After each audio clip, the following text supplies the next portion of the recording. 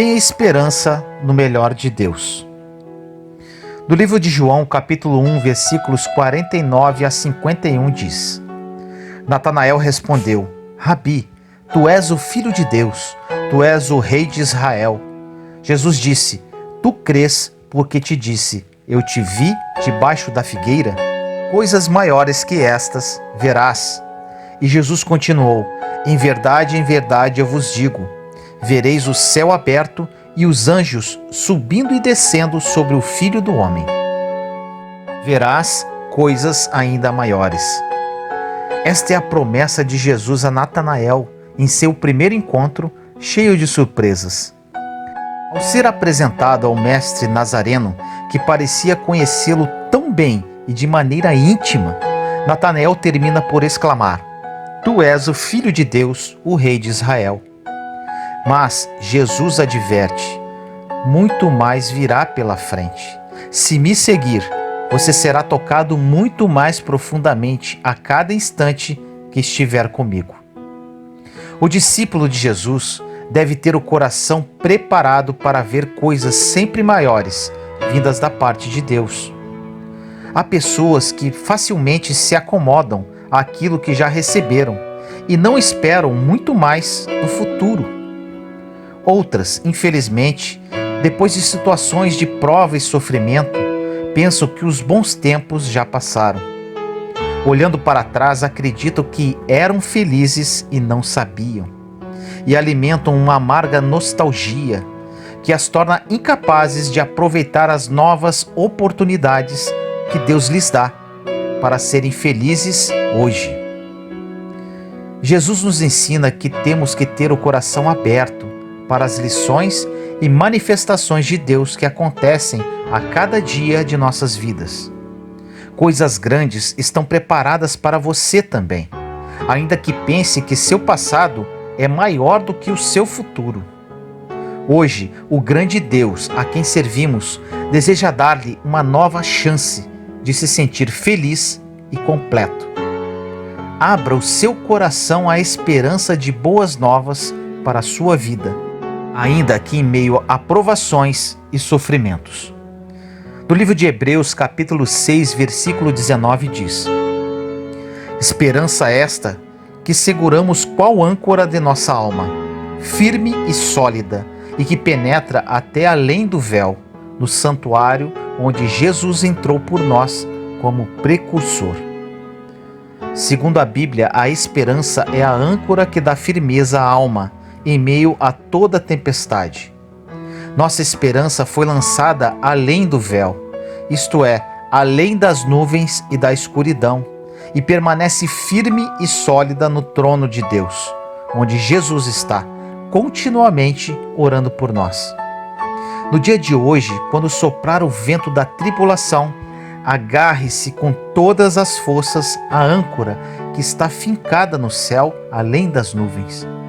Espere tudo em Deus, mesmo quando não tiver nada mais a esperar dos homens. Ore comigo assim: Pai querido, agradeço porque teus planos para a minha vida ainda não se encerraram. Obrigado, Pai, porque coisas maiores do que tudo que já vivi estão reservadas para mim. Agradeço pelas coisas boas do passado, mas não quero que a saudade e a nostalgia se tornem um empecilho para eu viver as bênçãos do dia de hoje. Quero ardentemente, amado Deus, ser alguém repleto de esperança, capaz de criar um clima de expectativa e otimismo aonde quer que eu vá. Usa-me, Pai, como um mensageiro de boas novas para muitas pessoas nesse dia. Em nome de Jesus, hoje eu verei o céu se abrir e os anjos de Deus vindo em meu socorro para eu não desfalecer. Em nome do nosso Senhor Jesus Cristo. Amém.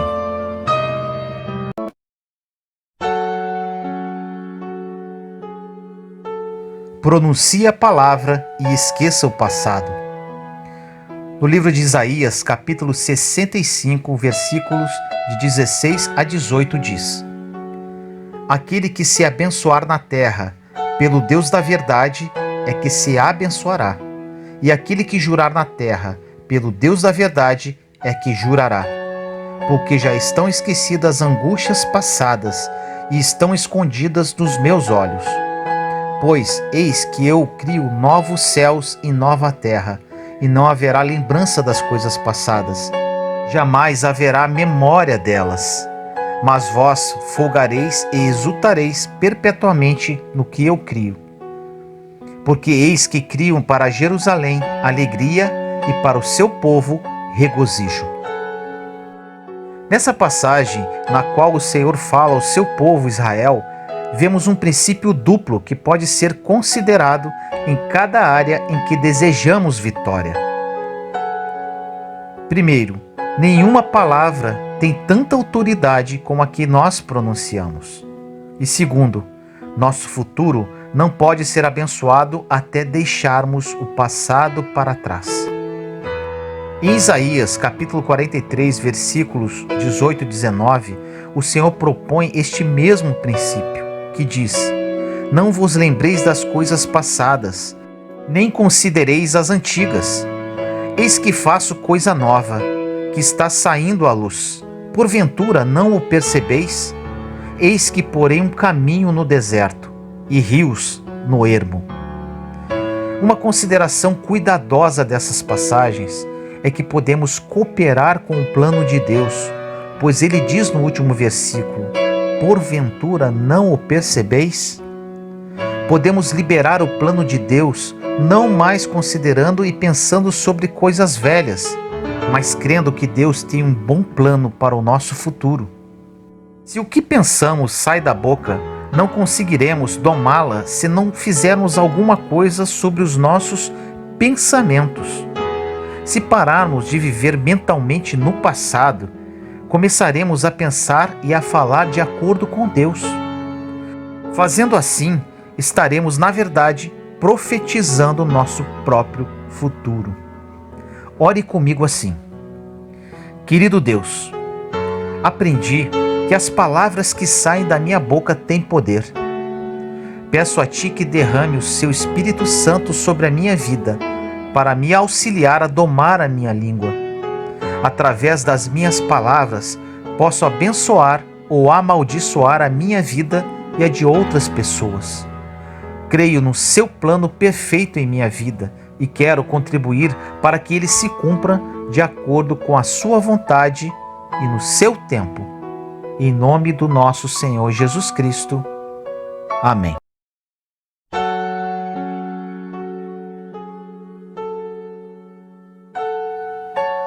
Qualidades de Jesus em seus relacionamentos.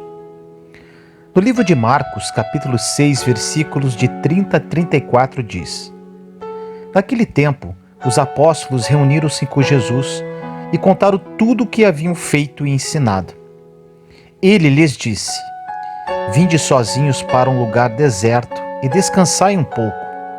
Havia de fato tanta gente chegando e saindo que não tinham tempo nem para comer. Então foram sozinhos de barco para um lugar deserto e afastado. Muitos os viram partir e reconheceram que eram eles. Saindo de todas as cidades, correram a pé e chegaram lá antes deles. Ao desembarcar, Jesus viu uma numerosa multidão e teve compaixão, porque eram como ovelhas sem pastor. Começou, pois, a ensinar-lhes muitas coisas. Nesta passagem, podemos observar 3 grandes qualidades de Jesus em seus relacionamentos com outras pessoas. Em primeiro lugar, Jesus estava sempre atento às necessidades dos outros. Ele sabia respeitar o momento e o espaço daqueles que viviam com ele. Isso fica claro quando vemos como o Senhor pensou com cuidado num lugar onde os seus discípulos pudessem descansar e recobrar suas forças. Percebendo o esgotamento daqueles homens, Jesus não forçou a barra, cobrando algo que eles não poderiam mais oferecer. Aquele era um momento de descansar, para retomar a missão depois com mais vigor. Segundo, Jesus sabia ter compaixão por aqueles que o cercavam. Ele conseguia ver a dor e o sofrimento das pessoas e as levava a sério. Jesus não considerava perda de tempo o fato de estar ao lado dos sofredores, daqueles que não poderiam oferecer nada em troca de sua atenção. Ao contrário, Jesus amava ensiná-los. O Mestre não deseja resolver os problemas de todos num passe de mágica, mas queria torná-los pessoas cheias de sabedoria do alto, capazes de enfrentar seus problemas com coragem e determinação. O terceiro ponto: Jesus sabia se adaptar bem às mudanças de agenda, sem tornar isso um motivo de frustração e reclamações. Mesmo tendo se programado para descansar com os discípulos, Jesus acolhe com carinho aqueles que estavam, na realidade, estragando seus planos, entre aspas. Ele sabia viver cada momento como se fosse único, e por isso era capaz de refazer seus projetos, de acordo com os planos do Pai, sem tomar esses transtornos motivo de irritação e maiores tensões. Jesus vivia os reveses da vida com leveza e espírito de aceitação. Como você está em relação a essas 3 características do caráter de Jesus? Ele é o nosso modelo para uma vida repleta de paz e vitória. Há algo que o Senhor possa ensinar a você através desta palavra hoje? Ore comigo assim: Pai, em nome do Teu Filho Jesus, derrama sobre mim mais uma vez o Teu Espírito, que Ele vá me modelando a imagem de Jesus, o meu Senhor. Pai, desejo no dia de hoje estar atento ao momento dos meus irmãos. Ajuda-me a ter cuidado com eles, estendendo a mão em suas necessidades, incentivando-os com minhas palavras. Desejo ter um coração cheio de compaixão, que sabe se colocar no lugar do mais pobre e sofredor. Usa-me, Senhor, para ensinar algo de bom aos que precisam de apoio para se reerguer na vida. Dá-me a graça de viver o dia de hoje segundo os Teus planos, mais do que segundo a minha agenda. Que nada seja motivo de irritação ou frustração, mas uma oportunidade para aprender e crescer em graça e sabedoria. Abençoa-me nesse dia, Pai, em nome do nosso Senhor Jesus Cristo. Amém.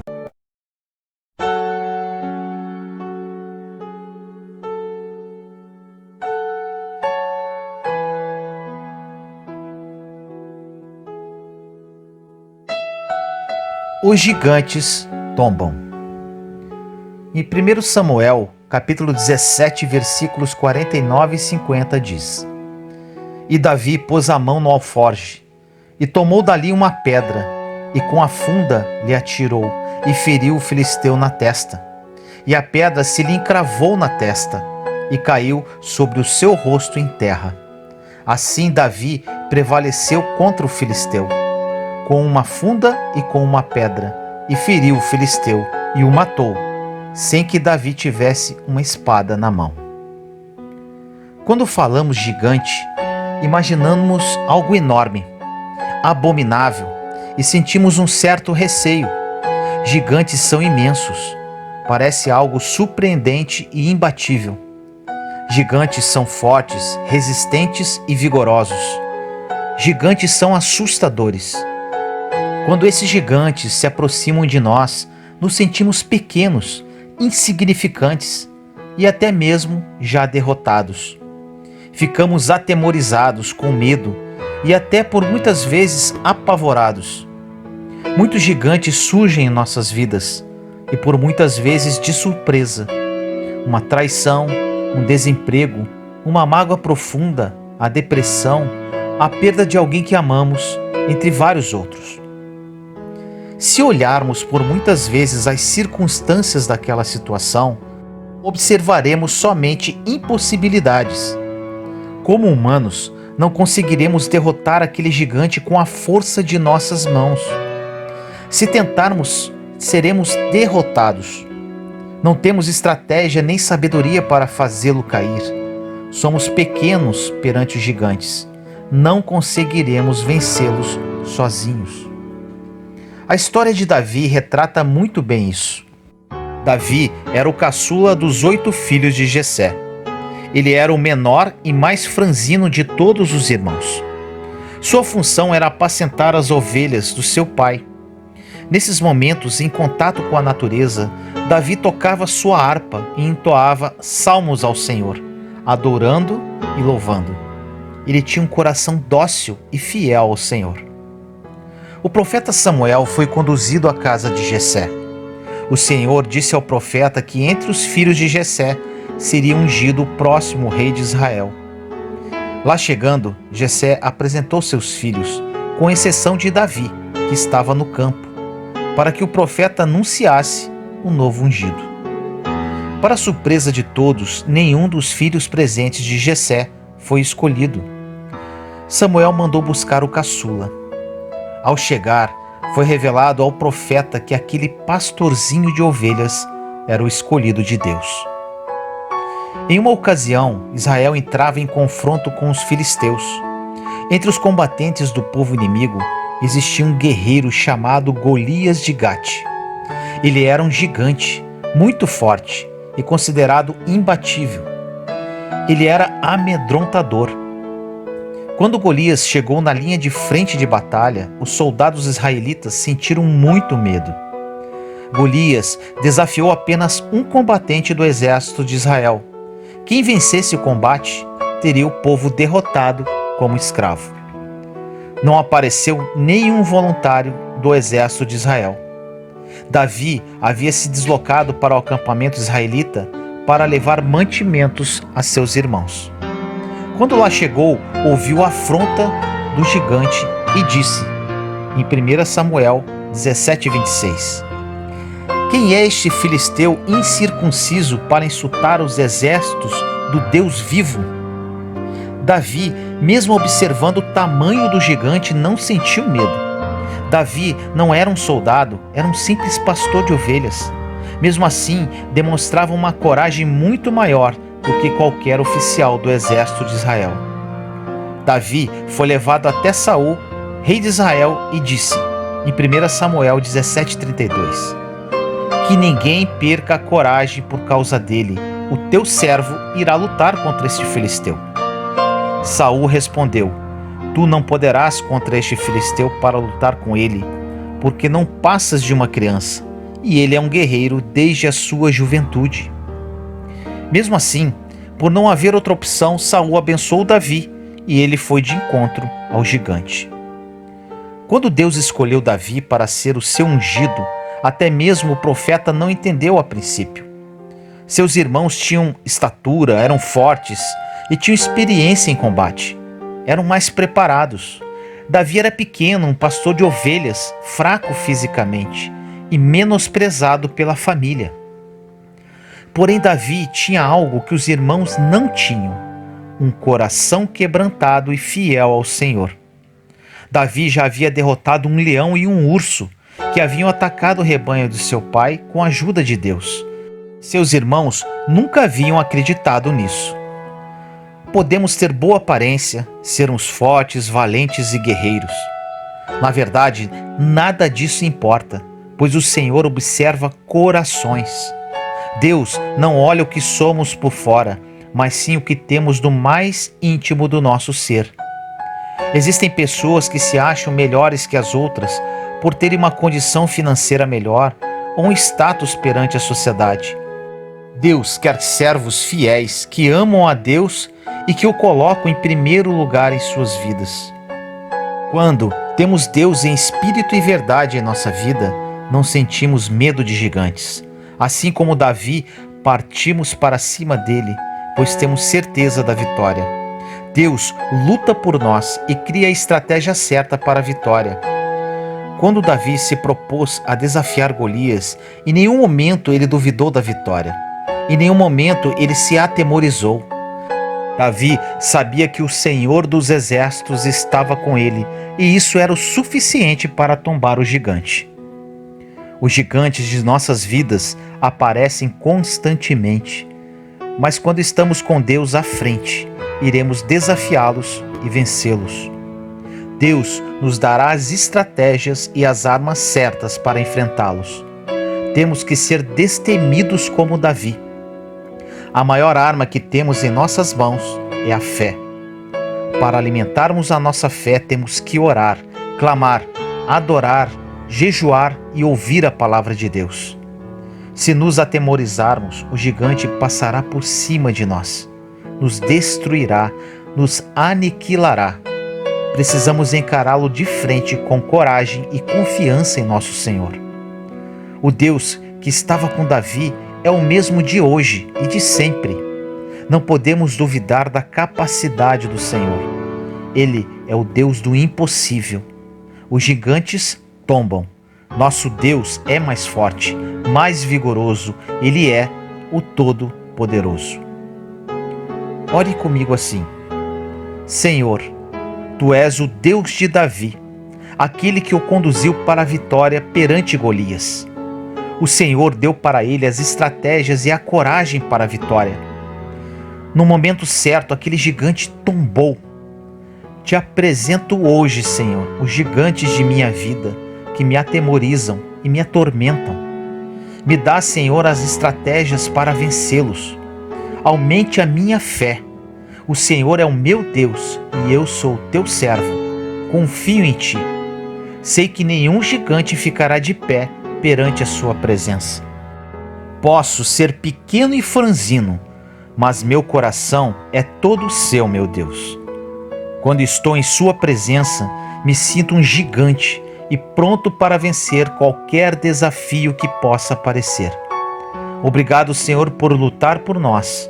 Em nome do nosso Senhor Jesus Cristo. Amém.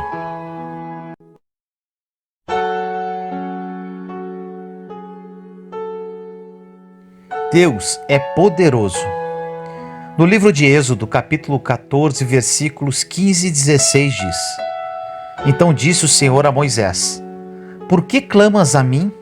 Dize aos filhos de Israel que marchem. E tu levanta a tua vara e estende a tua mão sobre o mar e fende-o, para que os filhos de Israel passem pelo meio do mar em seco. Servimos a um Deus de maravilhas. Nosso Deus criou o céu e a terra. Ele é glorioso. Ele é maravilhoso. Ele é onisciente, ou seja, Ele sabe o que pensamos e sentimos. Ele é onipresente, ou seja, está em todos os lugares ao mesmo tempo. Ele é onipotente. Ele é o Todo-Poderoso. Aquele que dá a vida. Aquele que criou o universo e fez tudo perfeito. Deus está nas grandes e nas pequenas coisas. Deus está em tudo que vemos, em tudo que contemplamos. Ele criou tudo de forma minuciosa para nós e por amor à humanidade. O amor do Pai por nós é algo grandioso que não temos como mensurar.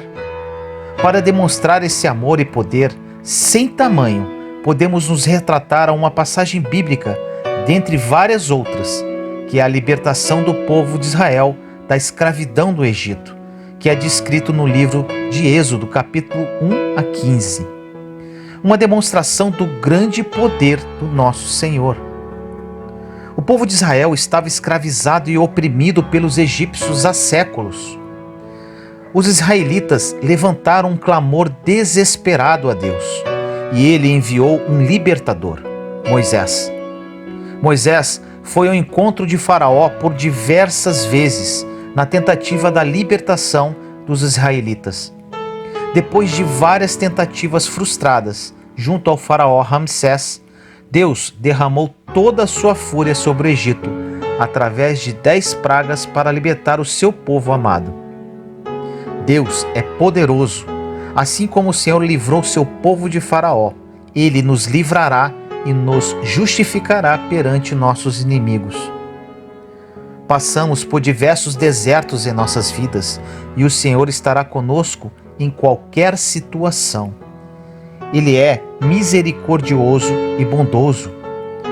Vários inimigos podem aparecer em nossas vidas, o desemprego, o divórcio, a traição, mágoas, depressão, humilhações, ofensas, entre outros. Quando ficamos de frente com essas tribulações, nos sentimos como o povo de Israel. De um lado, o deserto com o inimigo avançando sobre nós, e do outro, o mar fechado. Nos sentimos encurralados, sem saída. Mas o Senhor, com sua infinita misericórdia, faz o mar se abrir perante os nossos olhos. Se tivermos fé, atravessaremos qualquer obstáculo com os pés secos, sem nenhum ferimento em nossas almas. O inimigo irá persistir, ele vai nos perseguir, mas o Senhor nos dará o livramento no momento exato. Não podemos nos desesperar, precisamos apenas acreditar, porque Deus é poderoso. Deus é poderoso porque Ele libertou o seu povo do Faraó. Deus é poderoso porque Ele abriu o Mar Vermelho para o seu povo passar a pés secos. Deus é poderoso porque Ele derrotou o inimigo. Deus é poderoso porque Ele é o Eu Sou. Deus é poderoso porque Ele é Deus. Ore comigo assim: Senhor, Tu és o Eu Sou. Tu és o Todo-Poderoso e Criador do céu e da terra. Tu és o Deus de Abraão, de Jacó, de Isaque e de Moisés. Tu és, meu Deus, o mesmo de ontem, de hoje e de sempre. Me coloco a Teus pés para entregar a minha vida a Ti. Não tenho como caminhar sem a Sua presença. Me enche com Teu Espírito e me dá a Sua graça para ultrapassar qualquer obstáculo que possa surgir em minha vida. Que Seus planos se cumpram e quando me sentir encurralado, abra o mar perante meus olhos, me dando sabedoria para caminhar a pés secos até um lugar seguro. Frustre os planos do inimigo e me dê livramento de suas ciladas. Obrigado, Senhor, por ser o meu Deus, meu Pai e meu melhor amigo. Te amarei para sempre. Em nome do nosso Senhor Jesus Cristo. Amém. Se você gostou desta mensagem, compartilhe para edificar mais vidas. Caso queira adquirir o meu livro Terra Prometida 21 lições que me ajudaram a vencer o deserto, o link está na descrição desse vídeo. Aproveite a promoção por tempo limitado. Te amo em Cristo Jesus.